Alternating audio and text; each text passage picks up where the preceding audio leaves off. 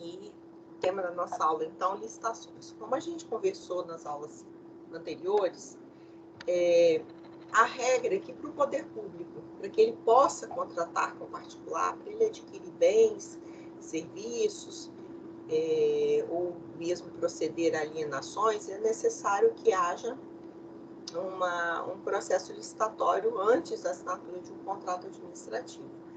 Então, a regra é essa, não exista uma contratação direta feita pelo poder público com particular. E a gente vai ver por que não é viável essa contratação direta. Então, a regra é que se monte um procedimento administrativo, que é a licitação, para que se possa aí, definir, né, ou melhor, selecionar a proposta mais vantajosa para a administração pública nos termos do edital, né, que ela lança com esse processo administrativo. Então, o que a administração pública quer contratar, ela vai especificar isso no edital, vai lançar e vai abrir esse procedimento administrativo para que possa aí selecionar, então, com a concorrência entre os participantes, a proposta mais vantajosa para a administração pública. Quando a gente fala de proposta mais vantajosa para a administração pública, a gente não está falando necessariamente da proposta que é mais barata. A gente vai ver que existem tipos de licitações, tá? Em que o que interessa para a administração pública não é necessariamente o preço, mas é um trabalho técnico de qualidade. Então, a gente vai ver que, às vezes, a seleção da proposta mais vantajosa não é a mais barata. Bom, a primeira coisa que eu quero chamar a atenção de vocês é a competência para editar normas em matéria de licitações. A própria Constituição Federal, no artigo 22, inciso 27, fala que compete privativamente à União legislar sobre normas gerais de licitação e contratação em todas as modalidades para as administrações públicas diretas, autárquicas, fundacionais da União, dos Estados, do Distrito Federal e dos municípios, obedecido o disposto no 3721 para as empresas públicas e sociedade de economia mista, nos termos do 173, parágrafo 1º. Então, o próprio artigo 22 fala que quem tem competência para editar normas sobre licitação é a União. Mas se a gente lê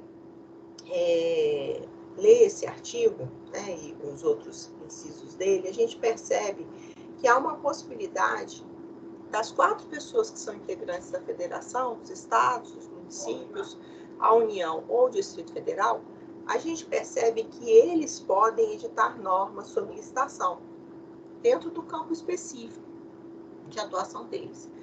Então, a Lei 8.666, que é uma lei federal, é a lei que nós temos para embasar todo o procedimento de licitação. Então, é uma lei federal, né, cuja competência é da União, e por isso, então, ela é uma lei federal, mas abre-se a possibilidade de que os outros entes, os municípios, os estados, possam, né, estar editando normas específicas em matéria de licitação. Isso aconteceu em 2016, veio a Lei 13.303, de 2016, que foi conhecida como a Lei de Responsabilidade das Estatais, e ela estabeleceu, entre outros pontos, regras gerais em matéria de licitações. Mas olha que interessante, ela foi criada para especificar normas de licitações de empresas públicas de sociedade de economia mista. Então, ela foi criada, uma lei federal também, foi criada só para regular a licitação para empresa pública e sociedade de economia mista, ficando os outros entes da administração direta, União, Estados, Distrito Federal, municípios e autarquias e fundações, tendo que observar o quê? A Lei 8.666. Só que como a Lei 8.666 é uma norma, ela traz normas gerais, naquilo que a Lei 13.303, que é voltada especificamente para as empresas públicas e sociedade de economia mista, no que ela for omissa, aplica-se subsidiariamente, então, a Lei 8.666. Bom, então a ideia é de que autarquias, as fundações, as empresas públicas, os fundos especiais, a sociedade de economia mista e as demais entidades controladas, direta ou indiretamente pela União, pelos estados, pelo Distrito Federal e pelos municípios, que todos eles estejam subordinados aí, ora a Lei 8.666, ora, em se tratando de empresa pública e sociedade de economia mista, a Lei 13.303. Tá? O que acontece? A Lei 13.303, ela juntou, né, pessoas jurídicas que tinham regimes jurídicos diferentes, né? Regimes jurídicos diversos. Então, ela juntou a sociedade de economia mista, as empresas públicas, com regime de direito público e regime de direito privado e colocou tudo numa mesma lei. Ou seja, independente dela estar ali sobre o manto de um regime jurídico público ou de um regime jurídico de direito privado, não importa, as leis, as normas de licitação vão ser as mesmas, tanto para uma quanto para outra. Ela não separou, tá? E em 2017 foi suscitada a constitucionalidade dessa lei, tá? Ela foi objeto de 2 ações de constitucionalidade, foi atacada por meio de ADIM 5624, e o STF não enfrentou o mérito, né, ainda, mas pelo que ainda consta, essa lei ainda está vigente, tá? Mas aguardando aí a declaração de sua constitucionalidade. Lembrando, então, que todas as entidades, quer seja da administração direta, quer seja da administração indireta, a regra é que antes de contratar com particular, tem que fazer um procedimento administrativo, como a gente viu. Inclusive, além de obras, serviços, inclusive publicidade, compras e alienações, e também os contratos de concessão, permissão e locação, necessariamente devem ser precedidos. Vai ver que existem situações excepcionais em que é admitida a contratação direta, se é necessário. Mas isso não é a regra, tá? Mas a gente vai ver os casos de inexigibilidade e de dispensa. Outra coisa em relação à licitação. Qualquer cidadão pode acompanhar o desenvolvimento dos procedimentos licitatórios, desde que ele não interfira de modo a perturbar ou impedir a realização dos trabalhos. A gente fala que o procedimento licitatório é um procedimento que representa um ato administrativo formal, tá? Independente de que esfera esteja o poder da administração pública. Por quê? A gente já viu que o princípio da legalidade obriga, né, que o administrador público só pratique atos de acordo com a lei. Diferente do que ocorre com a gente no direito privado, que a gente pode fazer tudo aquilo que não é proibido, no direito público não. Então, se ele está distrito à lei pelo princípio da legalidade, ele está distrito no que se refere à licitação, à Lei 8.666, que traz um procedimento rígido e formal. Então, essa matéria que nós estamos estudando hoje, ela não é uma matéria, é uma aula cansativa, é uma aula pesada, isso é fato, né? Por quê? Porque a gente vai estar batendo aqui texto de lei, artigo de lei. Não é uma matéria que você fala, mas segundo a doutrina tal, ou segundo a doutrina tal, ou a jurisprudência pensa assim. Não é uma matéria desse jeito. É uma matéria, é um ato tão formal, que o nosso estudo é todo embasado no que está no procedimento, exatamente da forma que está descrito na lei, para cada modalidade de licitação. Tá? Quais são os objetivos da licitação? Onde é que estão elencados os objetivos da licitação? Eles estão elencados no artigo 3º da Lei 8.666. Né? Então, o próprio artigo 3º da Lei 8.666 traz aí quais são os objetivos da licitação. E aí, o artigo 3º fala: a licitação tem por objetivo garantir a observância do princípio constitucional da isonomia ou da igualdade, a seleção da proposta mais vantajosa para a administração e a promoção do desenvolvimento nacional sustentável. e será processada e julgada com estrita conformidade dos princípios estabelecidos na Lei 8.666. Então, a primeira coisa que a gente vê é que, para quê? Qual é o objetivo? Qual é a finalidade de uma licitação? Obter a seleção da proposta mais vantajosa para a administração pública, respeitando o princípio da igualdade ou da isonomia entre os participantes e visando a promoção do desenvolvimento nacional sustentável. Então, essa daí seriam os 3 objetivos.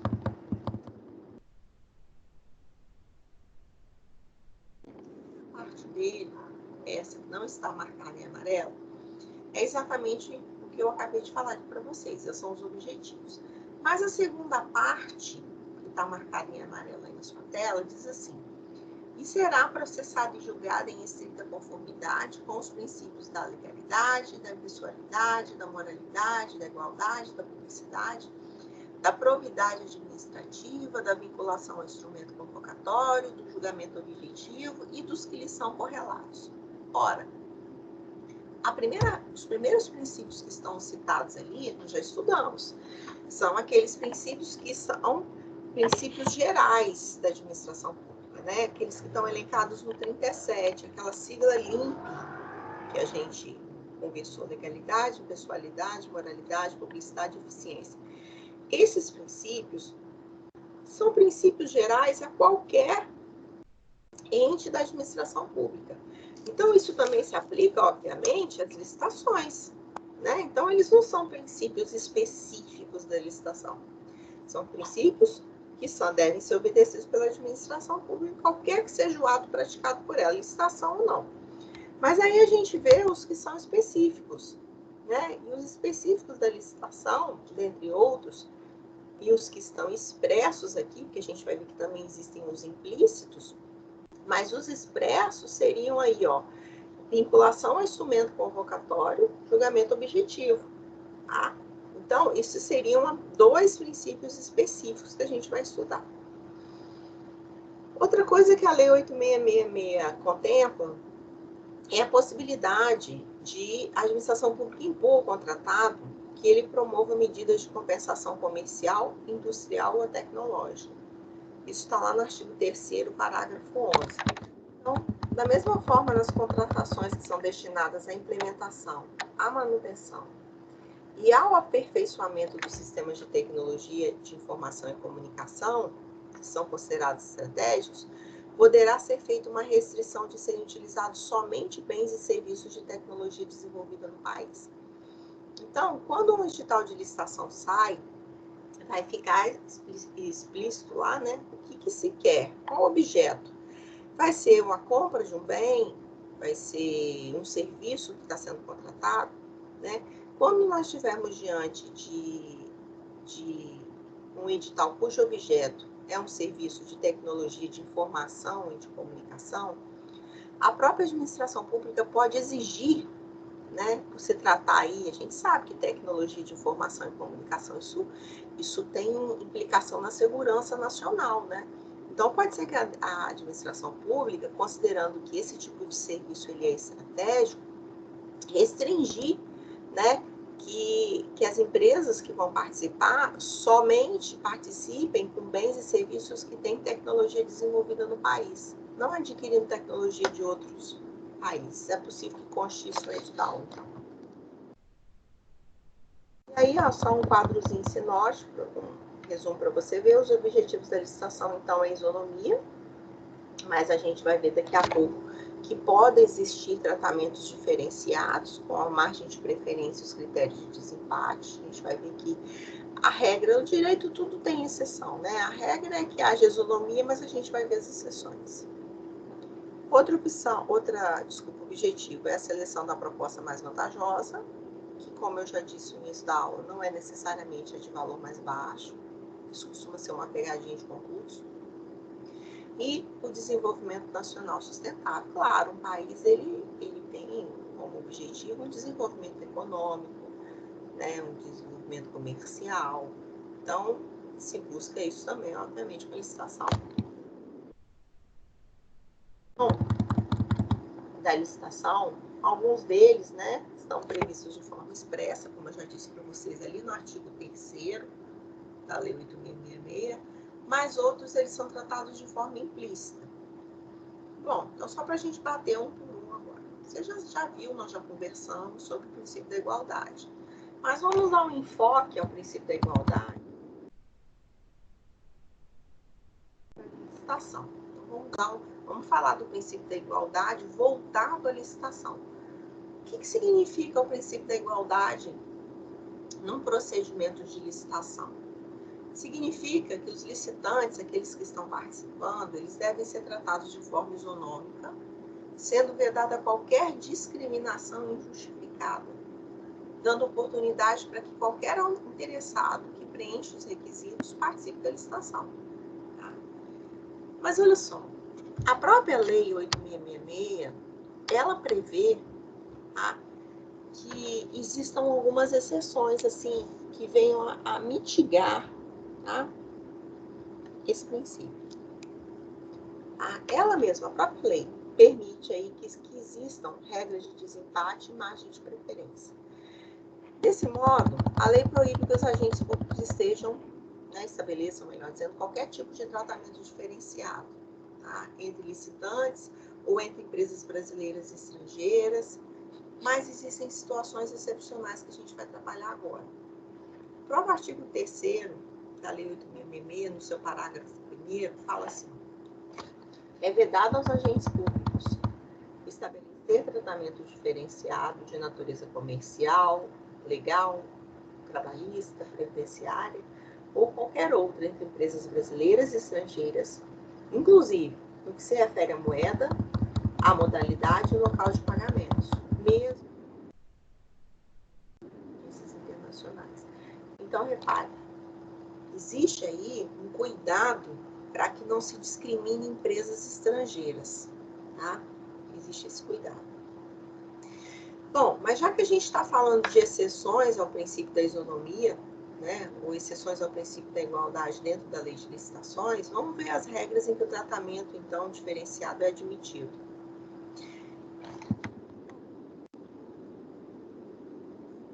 Que é uma mitigação desse princípio, são os critérios de desempate. Porque pode ser que durante aquelas fases, né, no procedimento licitatório, as fases que a gente vai estudar, pode ser que aconteça um empate entre os licitantes que estão participando ali. Mas a gente sabe que existe um princípio, que é o princípio da adjudicação, né, que o objeto da licitação tem que ser entregue a um vencedor, a um vencedor. Então, não há possibilidade de que exista mais de um, né? Vai ter que haver um critério para desempatar caso eles empatem. Então, olha só, os critérios de desempate, a primeira coisa que eu quero que você preste muita atenção, né? Esses critérios de desempate estão lá no artigo 3º, parágrafo 2º. Mas eu quero que você preste muita atenção pelo seguinte, porque esses critérios, eles são sucessivos. Então, eles têm que ser observados nesta ordem, necessariamente nesta ordem, tá? Qual é o primeiro? Produzidos no país. O segundo, produzidos ou prestados por empresas brasileiras. Só um momento, deixa eu só trocar esse fone aqui para ver se o áudio melhora, porque eu dei aula esses dias agora com esse, e disse que o áudio a qualidade do som ficou muito boa. Só me incomoda um pouquinho porque eu uso óculos, né? Mas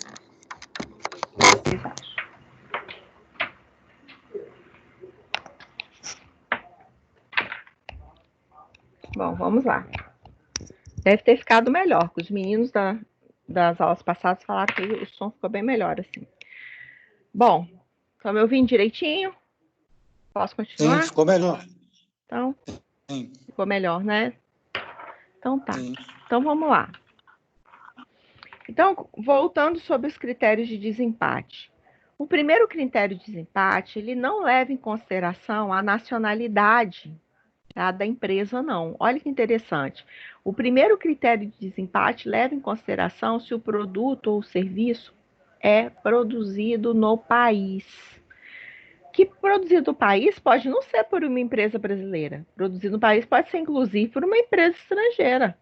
né? Então, o primeiro critério de desempate não leva em consideração se ela é brasileira ou se ela é estrangeira. O primeiro critério leva em consideração se aquele produto ou aquele serviço, né, que vai ser contratado, ele é produzido no nosso país. Aí sim, o segundo critério de desempate tem a ver com a nacionalidade da empresa.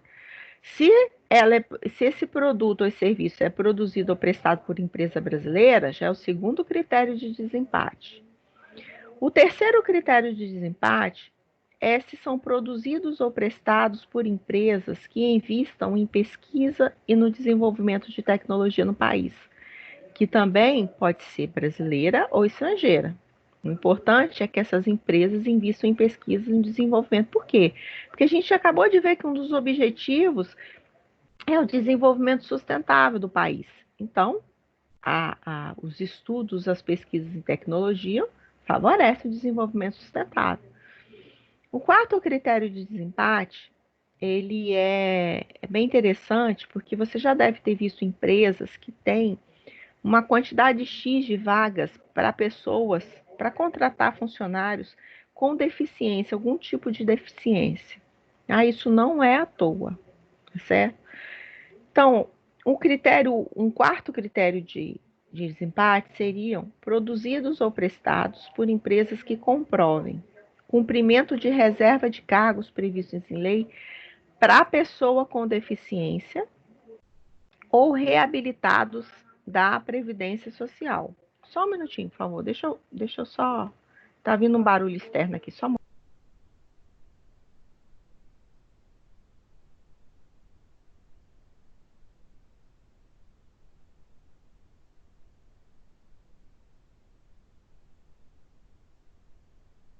home office, né, gente? Vem barulho de lá, vem barulho de cá. E eu sou uma pessoa que eu não me. Se tiver barulho, eu não me concentro. Bom, voltamos aqui. Então, produzidos ou prestados por empresas que comprovem cumprimento de reservas de cargos previstos em lei para pessoa com deficiência ou para reabilitados da Previdência Social. Então, pode ser que pessoas com qualquer tipo de deficiência ou aquelas pessoas que estão aposentadas porque teve algum problema de saúde, mas que podem ser aproveitados em outras funções. E também aquelas empresas que garantam as regras de acessibilidade. Isso faz uma diferença muito grande. Isso é o quarto critério de desempate. Mas se ainda assim o empate persistir, como que se resolve isso? Se resolve por sorteio. E essa questão do sorteio está lá no artigo 45, parágrafo 2º. Tá? Eu gostaria que vocês fossem marcando todos esses artigos que eu for falando, porque a lei é grande e, obviamente, a gente não tem como ler todos eles, né? Nossa matéria de licitação está dividida em duas aulas, então eu tenho que trabalhar licitações hoje e na próxima aula eu tenho que terminar licitações com vocês, que não vai ser semana que vem por cada semana do estudante do direito, vai ser na outra, né? Bom, então, uma das coisas que faz com que o princípio da isonomia ou da igualdade seja mitigado, né, seja aí uma exceção a ele, é essa preferência, né, esse desempate aí.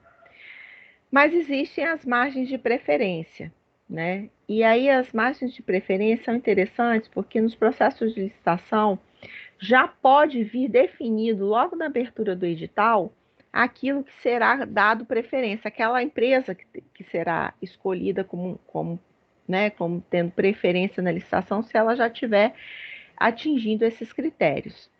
Então, veja bem, os produtos manufaturados e para serviços nacionais que atendam às normas da BNT. Se você está diante de produtos manufaturados ou serviços dentro das normas da BNT, nas normas técnicas brasileiras, já é uma margem de preferência. Outra margem de preferência é aquilo que a gente acabou de falar. Quando essas empresas oferecem bens ou serviços que são produzidos ou prestados, né,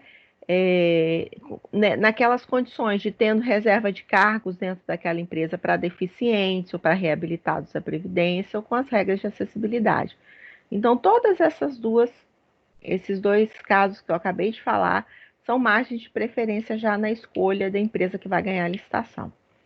O interessante é que o Poder Executivo, o chefe do Poder Executivo aí, né, o presidente, ele solicita estudos periódicos que não devem ser superiores a 5 anos, né? Para que ele possa fixar margens, outras margens de preferência, podendo inclusive colocar como margem de preferência a participação de outros países aí que formam o Mercosul, tá?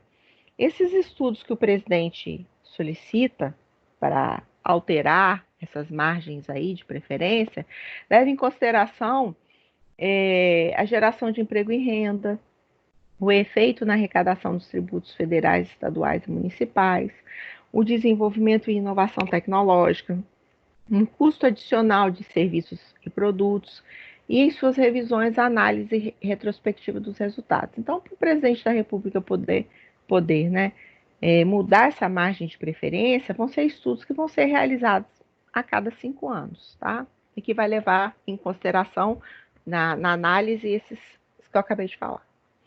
Bom, mas a gente já sabe que, independente disso, as micro e pequenas empresas já saem na frente, já tem uma margem de preferência, porque por próprio comando constitucional, elas já têm um tratamento diferenciado, né? Na tributação, a arrecadação é simplificada, a gente sabe que elas receberam um tratamento diferenciado. Então, se você tem uma empresa, uma micro ou pequena empresa concorrendo numa licitação e uma empresa de grande porte, a margem de preferência já é da micro e pequena empresa, ou pequena empresa, tá? Bom, isso que a gente estava falando até agora se aplica ao princípio da isonomia. Agora vamos trabalhar o princípio da legalidade, que eu já falei muito para vocês, mas só para relembrar aqui, a licitação é um procedimento formal, que está na Lei 8.666, suas normas gerais estão lá, né? E em relação à sociedade de economia mista e as empresas públicas na Lei 13.303, de 2016, e esse procedimento, que é formal, tem que ser obedecido, tá? Integralmente, tanto pela entidade que está promovendo a licitação, quanto pelos licitantes que estão participando dela. Outro princípio, que também é um princípio geral da administração pública, é o princípio da impessoalidade, que está intimamente ligado à busca da finalidade pública. Por quê? Parece que não tem link, né, entre uma coisa e outra, mas tem. Quando se busca, né, uma atuação, melhor dizendo, quando se tem por parte do administrador público uma atuação imparcial e desprovida de interesse pessoal, isso faz com que a chance de se escolher uma empresa, né, que vá favorecer, que vai dar um tratamento, né, melhor, ou que vai fornecer um produto de melhor qualidade com preço bom, né? O que acontece? Quando se tem uma atuação imparcial, a chance de uma competição justa, né, para que se objetive aí, então, ter uma proposta mais vantajosa para a administração pública, isso é fato, que isso, né, isso tem uma finalidade que a gente chama de um interesse público.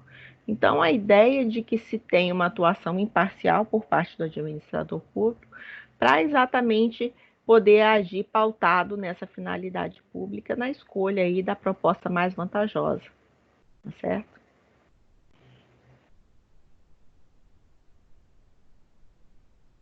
O administrador, quando ele vai, né, quando vai lançar um procedimento administrativo de licitação e em todas as suas fases, né? Então, desde o início, desde o lançamento de um edital, da emissão de uma carta convite, não importa. Ele tem que ter uma conduta proba, honesta, de boa fé, com justiça, com equidade. Inclusive, a gente viu nas aulas anteriores que boa fé, equidade, justiça, honestidade são todos conceitos jurídicos indeterminados. A lei não traz o que é honestidade. Ela não conceitua o que é boa fé. Cabe ao administrador público saber o que é boa fé, o que é equidade, o que é honestidade. Então, esse princípio da moralidade e da probidade tem que ser observado aí, né, desde a publicação do edital até o encerramento do processo licitatório, né?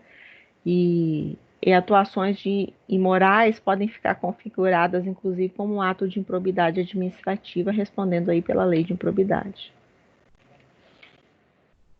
O que também é um princípio geral da administração pública, mas que ela vige no procedimento de licitação, é o princípio da publicidade, né?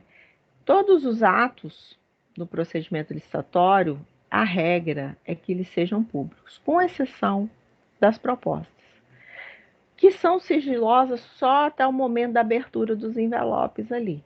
Então, o procedimento de licitação ele é todo público, tá?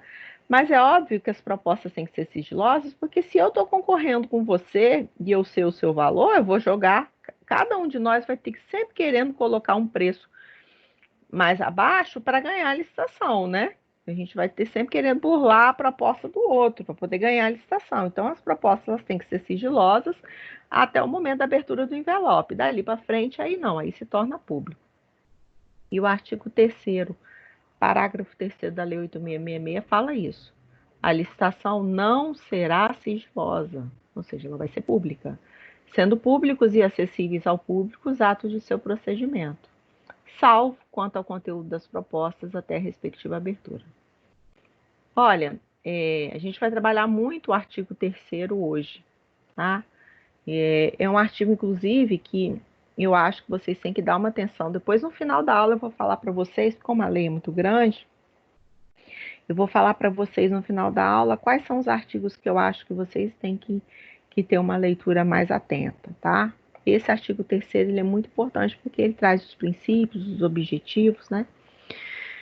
Bom, mas a gente falou até agora dos princípios que são gerais. Estão lá no 37 caput da Constituição Federal, que se aplica a toda a administração pública. Mas agora, nós vamos falar daqueles princípios que são específicos da licitação, né? E que estão expressos no artigo 3º, como a gente viu. O primeiro é o princípio da vinculação ao instrumento convocatório. Quais são os instrumentos convocatórios? Podem ser 2. Vai depender da modalidade de licitação. Ou vai ser através de edital, certo? Como, por exemplo, na concorrência, na tomada de preços, ou vai ser através de uma carta convite na modalidade convite, tá? Então, o edital, o que ele é, né? Ele é a lei interna da licitação, tá? É a lei que vai aí vincular as partes, a administração pública e os licitantes, tá? Então, essas regras, elas vão ter que ser obedecidas sob pena de nulidade do procedimento licitatório.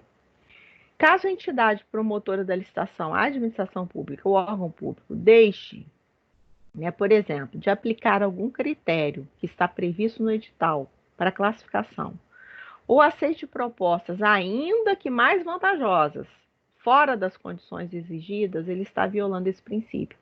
Então, a gente fala que esse princípio ele se resume nessa frase, tá? Que o edital ele surge como uma lei interna das licitações, a partir do instante em que suas regras se tornam públicas, tá? Tanto para a administração quanto para os licitantes que estarão a elas vinculadas, tá? Esse é o princípio da vinculação ao instrumento convocatório. Outro princípio, que também é um princípio expresso lá no 3º e é específico da licitação, tá? É o princípio do julgamento objetivo. Objetivo de quê? Das propostas. Veja bem, quando a gente fala julgamento objetivo, a gente está querendo dizer que a administração pública, quando for selecionar, né, o ganhador, ele não vai levar em consideração as características pessoais, né, ou as características daquela empresa que está participando. Os critérios não são subjetivos, eles são objetivos e são taxativos, eles estão lá na lei de licitações. Estão lá, inclusive, no artigo 45, tá? Que fala dos tipos de licitação. Menor preço, melhor técnica, a de técnica e preço, a de maior lance e oferta. Então, o critério que vai ser observado aqui é um critério puramente objetivo. Por exemplo, Vamos dar um exemplo aqui para clarear a sua vida. A administração pública, o Tribunal de Justiça precisa adquirir canetas esferográficas de material transparente e de tinta azul. Olha só, o critério aqui escolhido para a seleção da proposta vai ser a que tiver o menor preço. Então, todas as empresas que fabriquem canetas esferográficas de material transparente de tinta azul vão concorrer a essa licitação. Por quê? Porque elas preenchem os requisitos, né, as especificações para fornecimento daquele produto. Só que como o critério é um critério objetivo e quem definiu é a administração, que vai ser o menor preço, não importa se é BIC, se é Faber-Castell, não importa. Não importa se a BIC é melhor que a Faber-Castell, não importa. Se o critério para a seleção da proposta vencedora vai ser preço, menor preço, não vai ser levado em consideração nenhum outro critério, só o preço. Quem tiver a caneta azul de material transparente esferográfica vai ganhar, mais barata, vai ganhar a licitação. Isso é uma análise de critério objetivo. Só que esse princípio do julgamento objetivo, ele não se aplica numa modalidade de licitação chamado concurso, tá? Que seria um exemplo aí de licitação melhor técnica, por exemplo. Porque na melhor técnica, existe aí uma discricionariedade na seleção, tá? Mas a gente vai estudar daqui a pouco. Bom, então, o que eu acabei de falar para você desse princípio do julgamento objetivo, você encontra no artigo 44 da Lei 8.666 e fala lá no 45 que o julgamento das propostas será objetivo, devendo a comissão de licitação ou responsável pelo convite realizá-lo em conformidade com os tipos de licitação, que são aqueles que eu acabei de te falar, menor preço, melhor técnica, técnica e preço, ou maior lance ou oferta. Bom, mas além dos princípios que estão expressos lá no artigo 3º da Lei 8.666, você tem aqueles que não estão expressos lá no artigo 3º, mas eles estão implícitos, tá? Quais seriam esses princípios implícitos da licitação? O primeiro deles é o princípio da competitividade. Bom, quando eu disse para você o conceito de procedimento de licitação, a primeira coisa que eu falei no início da aula, eu já falei para você que é um procedimento que visa selecionar a proposta mais vantajosa. Como se seleciona uma proposta mais vantajosa? Com a competitividade, né? Então, quanto mais competição entre os licitantes, mais facilmente vai se atingir, ou deveria se atingir, uma proposta mais vantajosa para a administração pública, né? Inclusive, são vedadas licitações com preferência de bens e serviços sem similaridade. Por quê? Exatamente para que possam concorrer em condições iguais, tá? Então, as licitações, se vai comprar caneta, veja bem, se o Tribunal de Justiça precisa comprar caneta, ela tem que especificar exatamente o bem, para que concorram fornecedores com esses produtos similares. Porque se ela deixa isso muito aberto, um pode chegar com caneta tinteiro, outra com caneta de ponta fina, outra de caneta de ponta grossa, uma com esferográfica, outra não esferográfica. Então, é vedada, inclusive, licitação com preferência de bens sem similaridade. Tem que ser, quem está concorrendo tem que ser produtos similares, tá? Vedada aí a escolha de marca, não pode especificar marca, né? E características e especificações exclusivas até poderia, se isso for tecnicamente justificável, tá? Bom, esse princípio estabelece que os critérios e requisitos traçados no instrumento convocatório devem ser justificados em razão do bem, do serviço ou do produto, sem que haja uma inserção de cláusulas ou condições que limitem injustificadamente a participação. Porque a ideia é maior número de licitantes competindo. Tudo bem?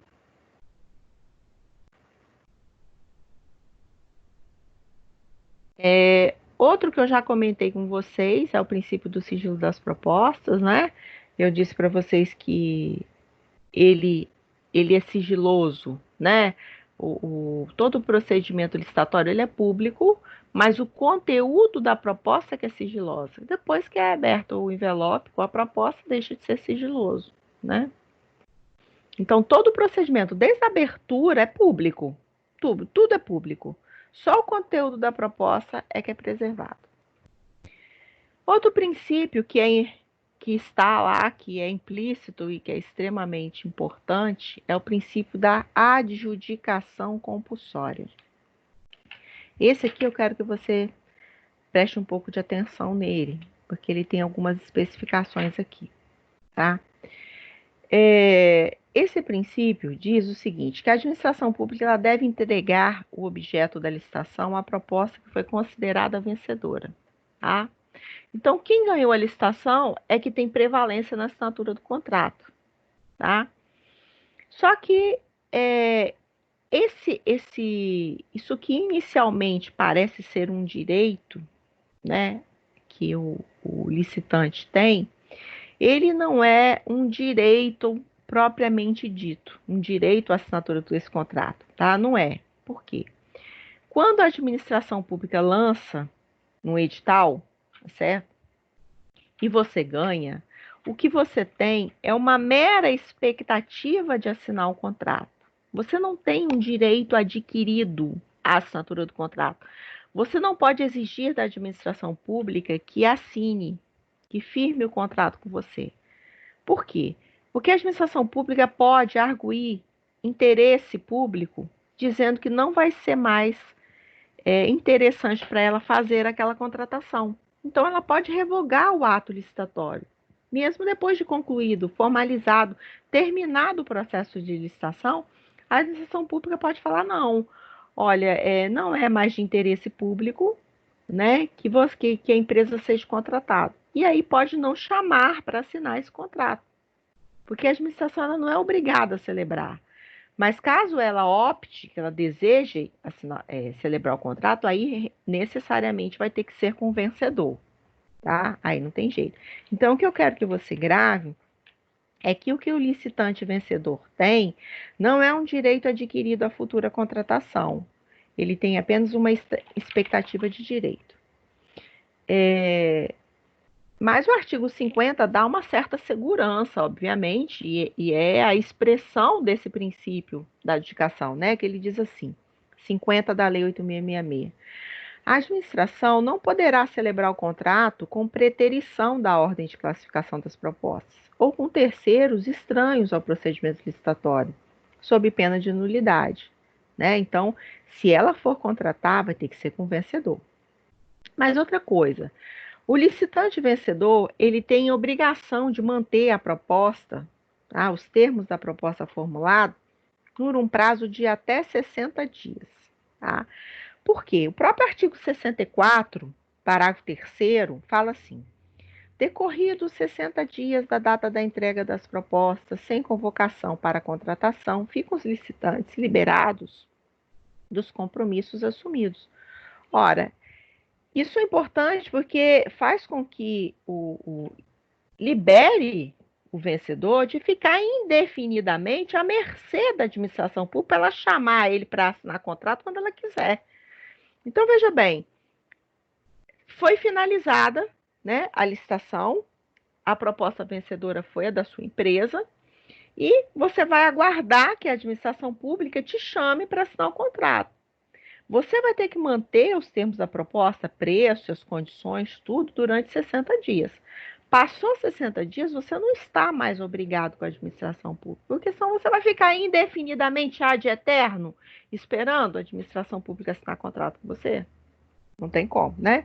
Então, essa medida que está aí no 64, parágrafo 3º, impede que o licitante fique indefinidamente à mercê, tá? Para a efetivação de uma futura e incerta contratação, né? Porque ele também, como a gente viu, ele só tem uma expectativa de direito à contratação. Bom, isso aqui é uma questãozinha de prova de concurso do CESP, que está nesse lei. Ah, tá. Esse livro aqui, só para você saber, esse livro ele é da editora Alphacom, tá?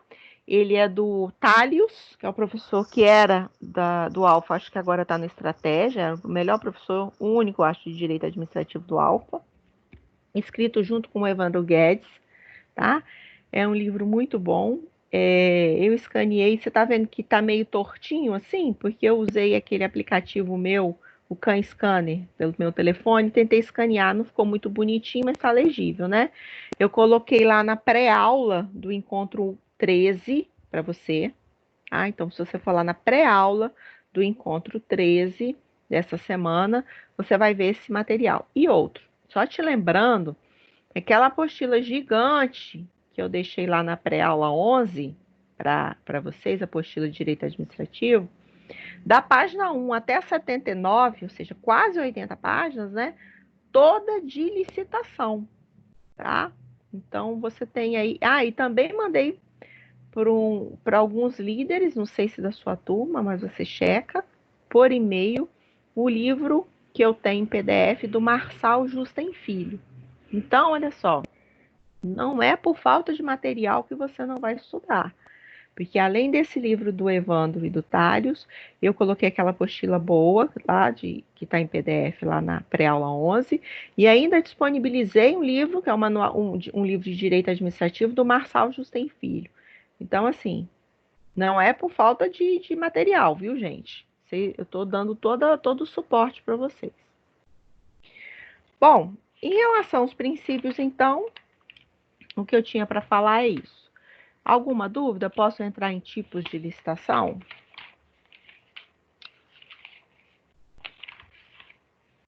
Sim?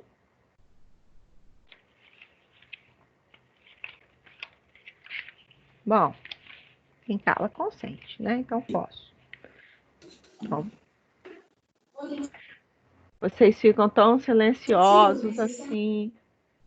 Vocês ficam muito silenciosos assim. Eu não sei se vocês estão me ouvindo, eu não sei se vocês sabem. Ouvindo. Estão, né, Demis? Então tá bom. Eu estou aqui ouvindo. Então tá bom, porque eu vou te falar uma coisa, para a gente que é professor, isso é extremamente agoniante, tá? Porque quando eu estou em sala de aula com vocês, quando vocês não entendem, vocês fazem aquela interrogação no rosto de vocês, né? Eu olho, vejo claramente que vocês não estão entendendo. Eu tenho feedback aqui, eu não tenho, porque eu não vejo o rosto de vocês, né? Vocês fecham as câmeras e eu não vejo. Então eu fico sem saber se está indo tudo ok. Se não tiver, abre o microfone. O microfone também tem que ficar fechado, porque senão eu ouço tudo que está acontecendo na casa de vocês, né? Vocês abrem o microfone e façam a pergunta para mim, tá bom? Que eu paro aqui. Tudo bem? Ok, Giovana, obrigado. É uma aula cansativa, tá? É cansativo para o professor, é cansativo para o aluno, porque é bater texto de lei, tá? Então, vamos ter paciência, é chatinho mesmo, mas é uma matéria muito cobrada, né? Então, vamos lá, vamos continuar. Eu falei para vocês dos tipos de licitação, já adiantei lá do artigo 45. Tipo de licitação não é modalidade. Tipo de licitação é critério objetivo para seleção de proposta vencedora. Foi aquilo que eu falei. Tem 4 tipos e esse rol é taxativo, tá? É ali, ó, melhor trabalho técnico, né? Pode ser, então uma das opções é a melhor técnica, o menor preço, eu posso ter preço e técnica e eu posso ter também o maior lance, tá? Esses são os tipos de licitação. O primeiro é o melhor preço, eu já dei um exemplo para você naquele caso da compra da caneta BIC. O critério de seleção aqui vai ser o menor preço. Então, a administração pública vai lançar lá o edital, ou depois a gente vai ver as modalidades. Pode se dar também através da compra de um pregão eletrônico, né? De uma outra modalidade, a gente vai ver depois. Mas, enfim, ele vai estipular qual é o objeto com a mercadoria ou serviço que ele deseja. E quem vai ganhar é quem apresentar o menor preço, tá? A melhor técnica, ela não necessariamente vai se observar preço, não. O que a administração pública quer aqui é um serviço predominantemente intelectual. Contratação aqui de um projeto arquitetônico, de engenharia, de estudos técnicos, tá? Cálculos. Aqui, a administração pública, ela quer um serviço cuja técnica seja melhor. E ela já fixa no próprio edital o preço máximo que ela está disposta a pagar por aquele serviço. Então, ela vai especificar o serviço que ela tem e vai colocar que ela está com que ela fixa o preço máximo em tantos mil reais. E aí aquele, né, prestador, aquele licitante que apresentar a melhor técnica no desenvolvimento daquele serviço, por exemplo, é quem vai levar, tá bom? Então, a administração pública, ela vai botar o preço máximo. Se ela está disposta a pagar 20 mil, ela não vai ficar choramingando o preço, não. Ela vai analisar quem tem a melhor técnica. Tá? E aqui o 46 traz o procedimento aí de como é feito na melhor técnica. Você vai ler depois. Aí tem a outra opção, né? Técnica e preço. Aqui é muito utilizado na contratação de bens e serviços de informática. Por exemplo, Tribunal de Justiça. Eu pego o Tribunal de Justiça, já falei para vocês, né? Porque eu trabalhei 10 anos lá, né? Então, para mim, dar exemplo do Poder Judiciário, que é o nosso meio, no meio que nós estamos inseridos, né? Nossa área, não é difícil para mim. Principalmente que eu trabalhei na corregedoria, eu participei de vários procedimentos de licitação. Então, técnica e preço é muito comum quando o Poder Judiciário, por exemplo, qualquer órgão público, obviamente, né, quer contratar. Por exemplo, vai trocar os computadores, vai instalar software novos, vai fazer manutenção dos computadores lá, né? Aí contrata essas empresas. Nesse caso, é técnica e preço, né? É um trabalho predominantemente intelectual? É, né? Mas aqui, quem vai ganhar é quem, além de apresentar a melhor técnica, tiver o melhor preço. Tá? Então, aqui os dois critérios vão ser analisados. E existe um outro, que é o maior lance oferta. O maior lance oferta ele é muito comum, tá? Nos leilões. Por exemplo, aqueles bens que estão lá apreendidos na alfândega, que vieram por descaminho, por contrabando, ou que não foram recolhidos tributos e eles ficaram lá, ou até mesmo naqueles casos que a gente vai ver daqui a pouco, em que a administração pública, por exemplo, você tinha uma dívida fiscal, né? E um bem e uma execução fiscal correndo contra você. E um bem seu vai ser penhorado, né? E aí você deixa ele ir, larga para lá, não se importa, deixa ele ir a leilão para que ele seja vendido, né? E aí o maior lance é que vai levar, e esse dinheiro vai para a administração pública para pagar o débito que você tem, débito fiscal que você tem nesse exemplo que eu dei. Mas também é utilizado o maior lance oferta nos casos de alienação de bens, quando a administração pública ela quer vender aí os bens dela. A gente vai ver daqui a pouco os bens inservíveis, por exemplo, os bens móveis inservíveis. Usa aí o maior lance ou oferta, que normalmente acontece na modalidade leilão, tá? Então, quando eu falar em tipo você grava o artigo 45 da Lei 8.666. Tipo é critério objetivo. Se vai ser preço, se vai ser melhor técnica, de técnica e preço, ou maior lance ou oferta. Esses são os 4 tipos de licitação. E modalidades. Modalidade é outra coisa. Modalidade é rito, tá? Que pode ser adotado no procedimento licitatório. A Lei 8.666, ela traz 5, mas não são só 5. Por quê? Porque a Lei 8.666 ela é de 93. Só que o pregão, que é uma outra modalidade de licitação, ele vem com o surgimento, né? Ele nasce com a Lei 10.520 de 2002, né? Então, ele vem, né? Ele está disciplinado por uma lei esparsa, né?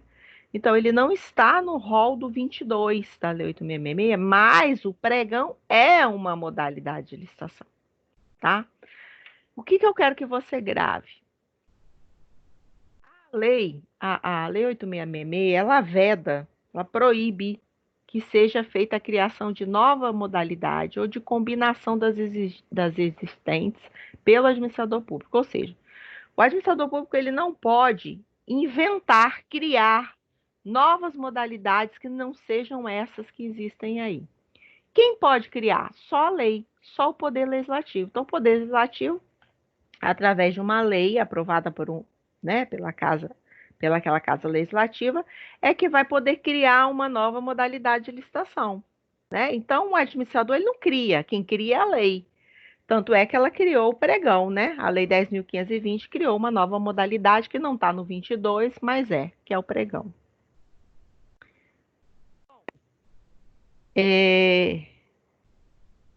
A primeira delas é a concorrência, tá? Então, a primeira modalidade é a concorrência. A concorrência é a modalidade mais complexa, tá? Depois, quando a gente for estudar as fases, você vai ver que ela traz mais exigências. Por isso que ela é utilizada nos contratos de concessão, aqueles contratos de concessão de serviço público e também de direito real de uso de bem público. Por isso que ela é utilizada. E também nas obras de engenharia, obras de grande vulto, sabe? Igual essas obras aí da Eco 101, na BR 101. Então, obras de engenharia de valor muito alto são utilizados. Aquela concessão, né, de transporte público coletivo, tudo isso é na modalidade de concorrência. Então, é uma modalidade de licitação entre quaisquer interessados que, na fase inicial de habilitação, comprove possuir os requisitos mínimos de qualificação que estão exigidos no edital. Qualquer que seja o valor do seu objeto, pode ser utilizada a modalidade de concorrência, tanto na compra, na alienação de bens imóveis, tá? Ressalvados aí o 19. As concessões de direito real de uso, como aquele exemplo que eu dei para vocês, né? Daqueles particulares que têm ali o direito real de uso das bancas do mercado, dos quiosques da praia, né? Então, nesse caso, quem está lá é porque passou por uma licitação na modalidade de concorrência e ganhou, né? E também nas licitações internacionais. Só que em relação às licitações internacionais, tem uma possibilidade de usar outras duas modalidades mais simples, que é a tomada de preços, quando esse órgão, desculpa, esse fornecedor, né? Ele tem cadastro no órgão ou na entidade da administração pública, tá? Ou quando não houver fornecedor de bem ou serviço no país, aí pode ser também através do convite. Tá? Então, a regra é que nas licitações internacionais sejam na modalidade de concorrência, mas abre-se aí uma exceção para tomada de preços e para convite, se a empresa já tiver cadastro, tá? Ou se não houver fornecedor daquele bem ou daquele serviço no Brasil. Então, só para você lembrar aí, ó, compra e alienação de bens imóveis, ela é utilizada. Concessões de direito real de uso, licitações internacionais e as concessões que eu falei para vocês de serviço público, né, de obra pública. A tomada de preço é uma modalidade de licitação entre interessados devidamente cadastrados ou que atendam a todas as condições exigidas para o cadastramento até 3 dias antes da data do recebimento das propostas. A tomada de preços é uma modalidade de licitação menos complexa. Ela está abaixo da concorrência, tá? Então, ou aqueles interessados que estão cadastrados lá na administração pública, ou até quem não está cadastrado, mas se cadastrou 3 dias antes do recebimento das propostas, pode participar dessa modalidade, tomada de preços, tá? Que também pode ser utilizado para obras, serviços, compras, tá? O que vai determinar. Giovana, o que determina a escolha de um e outro? Via de regra, o valor. A gente vai ver uma tabela daqui a pouco. E o convite? O convite é a modalidade mais simplória que tem. Para você ter ideia, o instrumento convocatório não é edital publicado em diário oficial, é carta convite que é encaminhada pela própria administração pública para aquelas empresas que têm aquele ramo de atividade que ela quer contratar. Tá? Bom, Em relação a ela, né, a carta convite, o nome da modalidade é convite, mas o instrumento é a carta convite. É mandado, é realmente isso mesmo, mandado uma carta, tá? É a modalidade de licitação utilizada entre interessados do ramo pertinente ao seu objeto, cadastrados ou não. Escolhidos e convidados em número mínimo de 3 pela unidade administrativa, a qual fixará em local apropriado cópia do instrumento convocatório e o estenderá aos demais cadastrados na correspondente especialidade que manifestarem seu interesse com antecedência de 24 horas. Repare, aqui é muito comum, principalmente porque o valor, né, que é permitido se utilizar para obras e serviços, né, utilizar a carta convite, é o valor mais baixo da tabela. Então, o que acontece? Vamos pegar um exemplo prático aqui, tá? Você já deve ter ouvido falar. A administração pública, o município precisa reformar escolas, praças, quadra poliesportivas, postinhos de saúde. E aí ele precisa de quê? De uma empresa da construção civil que faça esse tipo de reforma. Beleza? O que ele faz? Ele pega, manda uma carta convite para 3 empresas do ramo de construção civil que estão cadastradas lá. E manda para essas 3, no mínimo 3, não pode ser 3 ou mais, tá? E chama elas para participar dessa licitação, né? Só que é só cadastrado que pode participar? Não. Eu fiquei sabendo dessa licitação que ela vai acontecer. Eu não estou cadastrada, não, mas eu tenho interesse. Então, me cadastro até 24 horas antes e posso participar. Minha empresa pode participar, tá?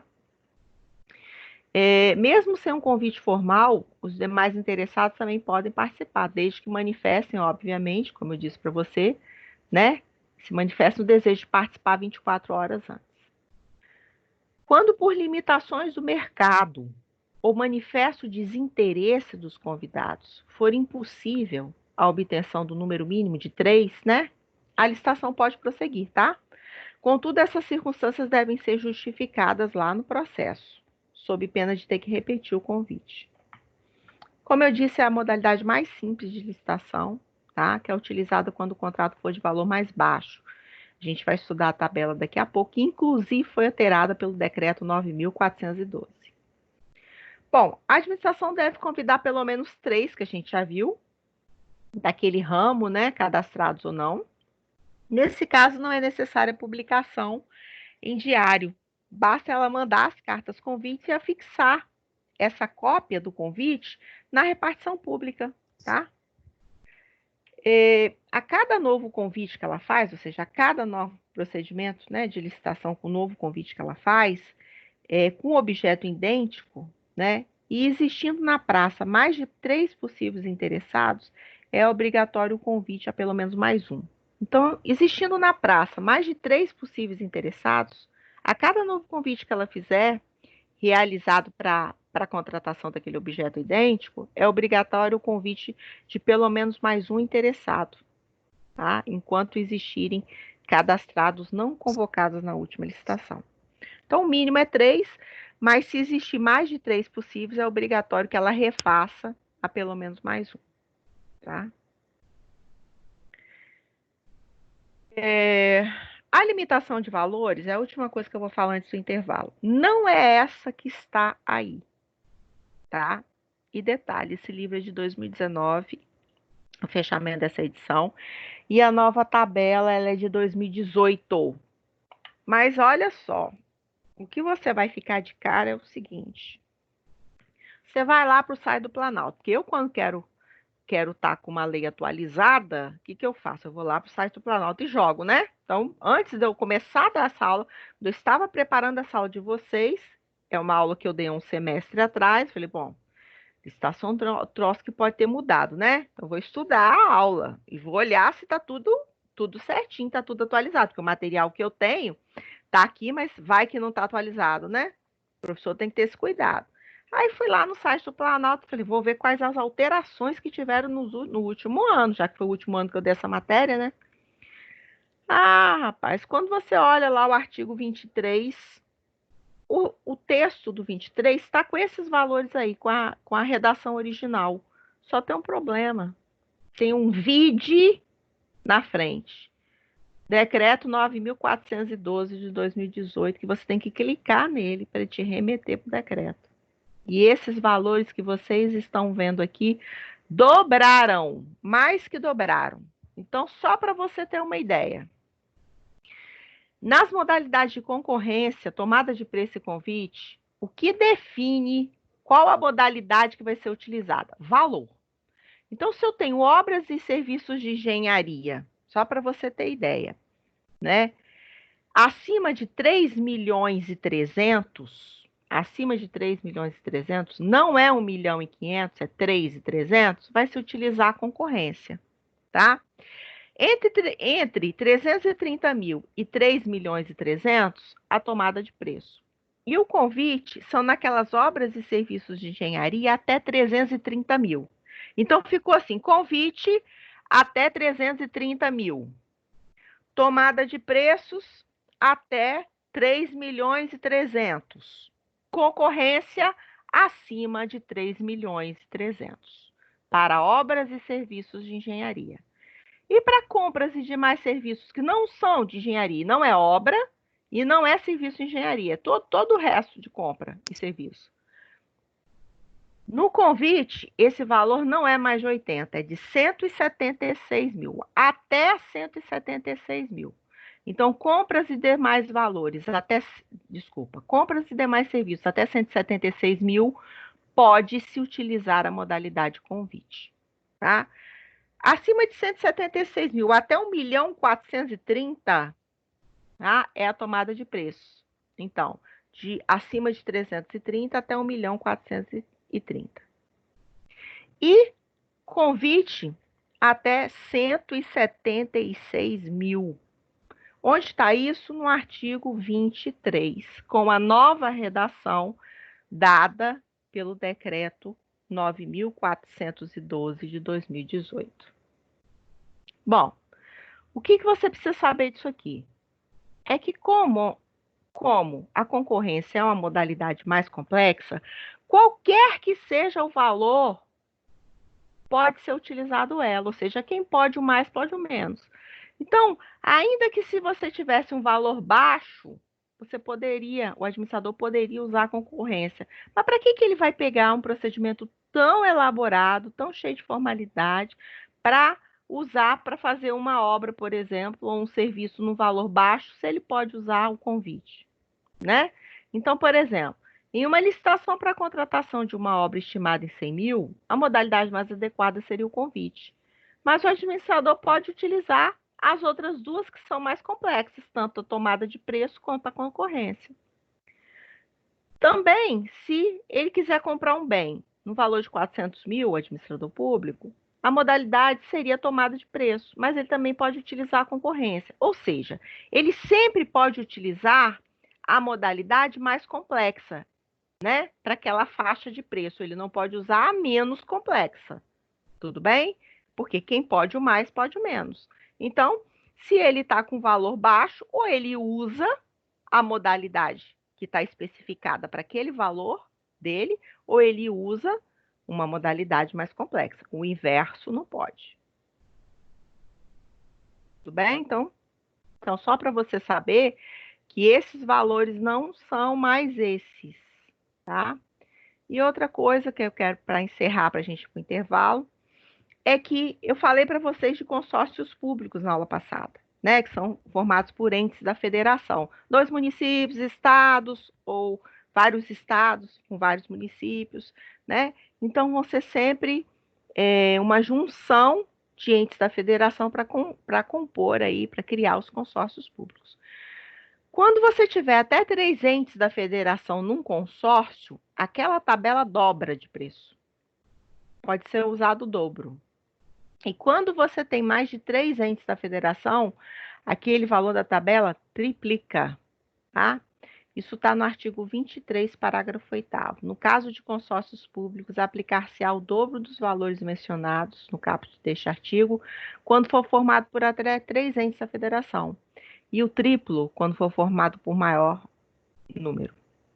Tudo bem? Alguma dúvida? Podemos... Não, ok, Giovana.